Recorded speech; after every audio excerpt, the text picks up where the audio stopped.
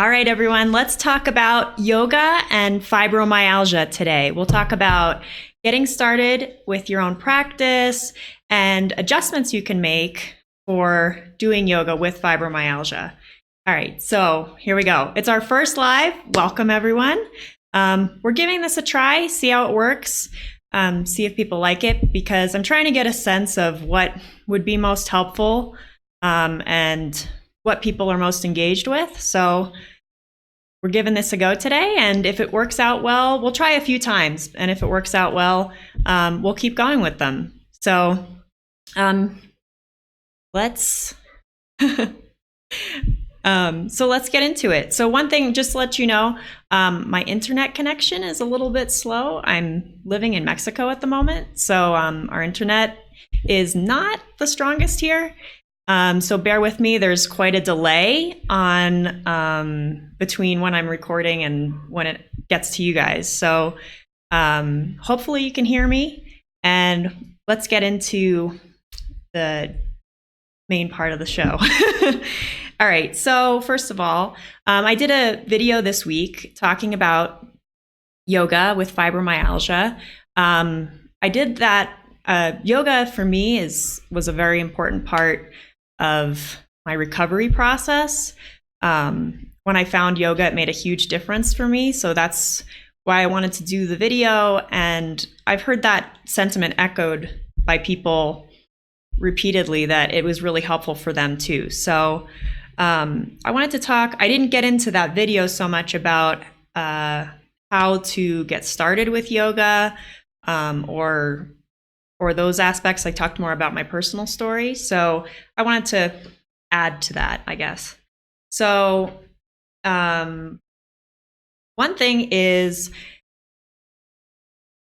with yoga, you can obviously take classes, or you can also practice at home. I find that even with years of experience doing yoga in a class, having someone guide you through it can be really helpful, because you don't have to think actively as much. You can listen to what they're saying and be guided through the class. That being said, it can also be really intimidating going into a yoga class if you don't know anything about yoga.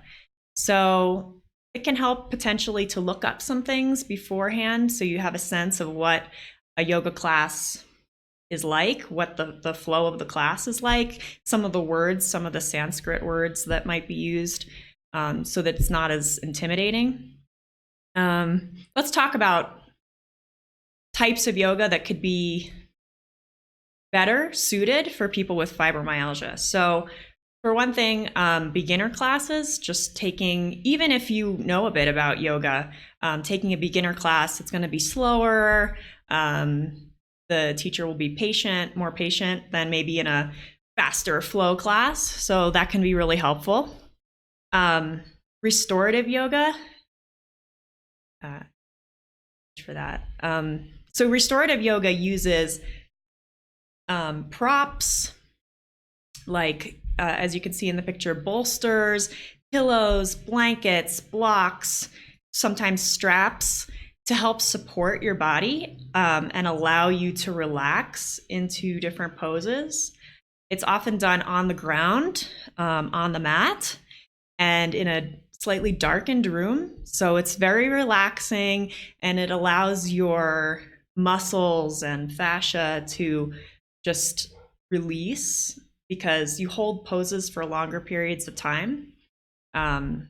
Also in yin yoga, you hold the poses for longer. There's similarities between the two styles.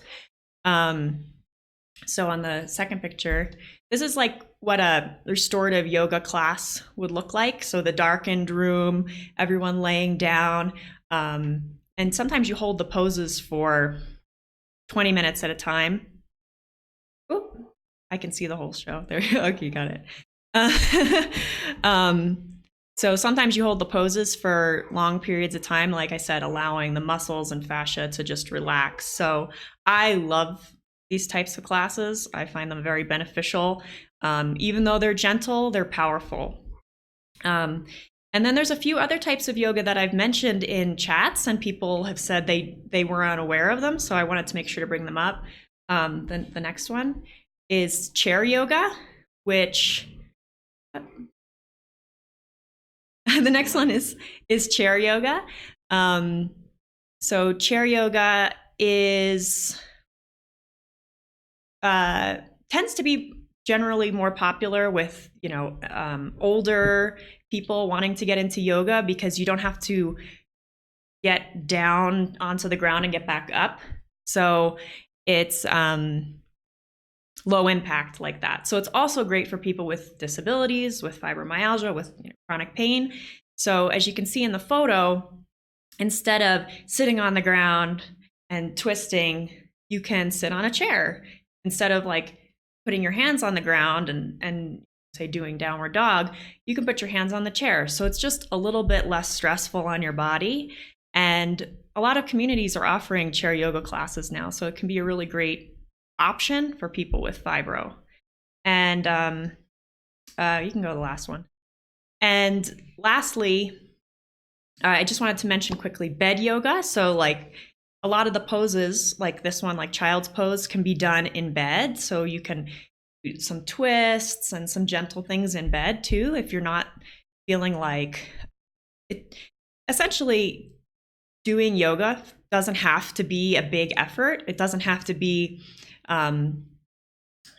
something where you take an hour and a half, you go to class, you get really sweaty, you need to take a shower afterwards. There are things you can do using a chair or just standing, doing some stretching, or in bed, or lying down if you on the ground if you want, and maybe do 15 or 20 minutes of stretching.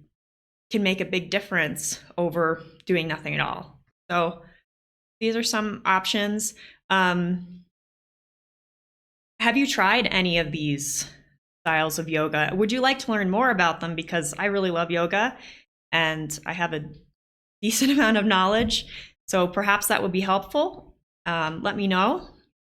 Make some comments, whether you're watching this live or afterwards. Just let me know if what you found to be helpful, if there's something else that I haven't mentioned that works for you, or if there's something you'd like me to elaborate on in future videos.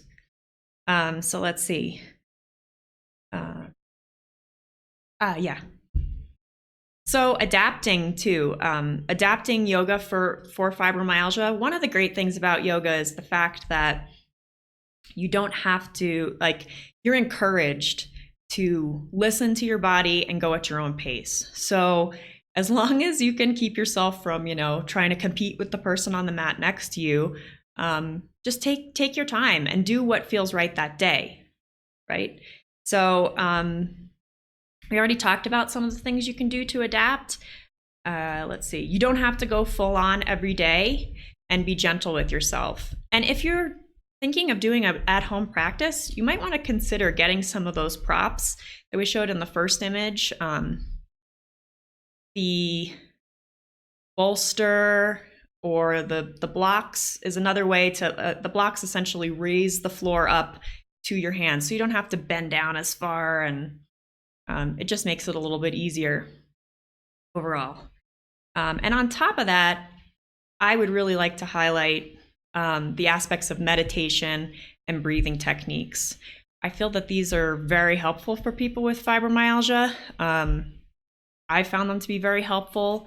So with meditation, if I'm feeling foggy, fibro fog, or I'm feeling a little bit out of sorts, just sit, like laying down. You can lay down while you meditate. So just laying down and being quiet for a few minutes sometimes just helps sort my brain out. And the breathing techniques are really great, because if you are feeling stressed, just say what happened. We had something blocking the sun, but now it's on me, but it's all right. So if you have a stressful situation where things aren't going as planned, breathing techniques can make a huge difference. So again, I can talk about those more in depth, but just even counting to 10, breathing in, breathing out slowly, if you're having a lot of pain or particularly stressed, it can help to practice in other times so that when you're stressed, you have those techniques to fall back on. So let's see. Yeah, so essentially, this is our first live. I posted the video about yoga this week, and I was like, maybe we could just go live and talk a little bit more about yoga, especially because I forgot to put some things in the first video. So I said, well, let's just give it a try and see how it goes. And I really want to see if this works, if this is helpful for people. It can be tricky for me to, it's hard. It's hard with fibro to sit up and have energy, but I feel like we need to find ways to engage because it can be very hard in our community to feel ready for things like that. So if this works, I'm excited. It's really fun to have a potential to interact in live time, because a lot of our communities are more post and respond and not live and happening in the moment. And I haven't seen other live things happening on other fibro pages, so I figured I might as well give it a try. So let me know what you think. This is our first try, so we can add to what we've done and see where we go.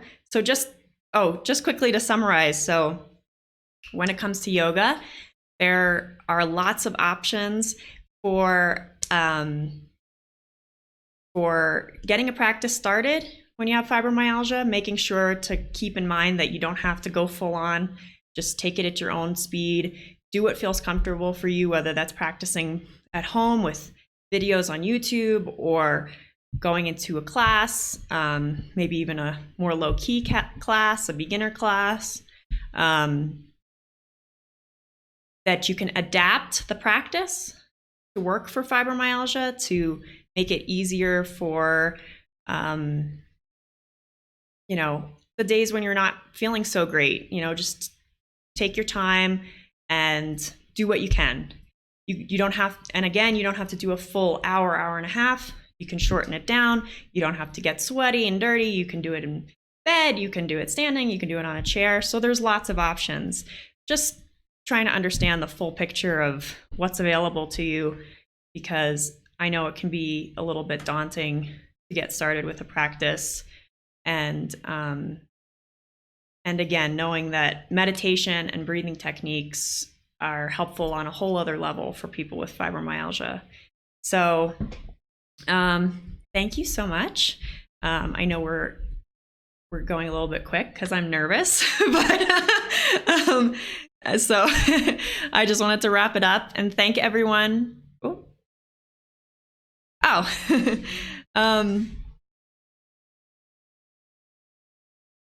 Oh yeah, does anyone have any questions? I will keep an eye on this too. We're gonna post this afterwards so people can watch later, because like I said, not everyone's gonna be, in the right place to watch live. But so I just wanted to start the conversation and see where it takes us. So yeah. All right. Well, thanks so much for watching. And please, it really helps us. The more subscribers we have, the more people can see the content and learn about fibromyalgia for themselves, their loved ones, and potentially if they think they might have the condition, it just helps to get the word out there that we're here. And so it really helps us if you either please subscribe on our YouTube channel here, because when we do lives again, you'll get a notification. And then we also have a list on our website. So if you subscribe to that, you'll get notifications when we post articles and any other updates. So that's the best way to keep in touch with us. So thank you again, and hope to see you soon. Bye.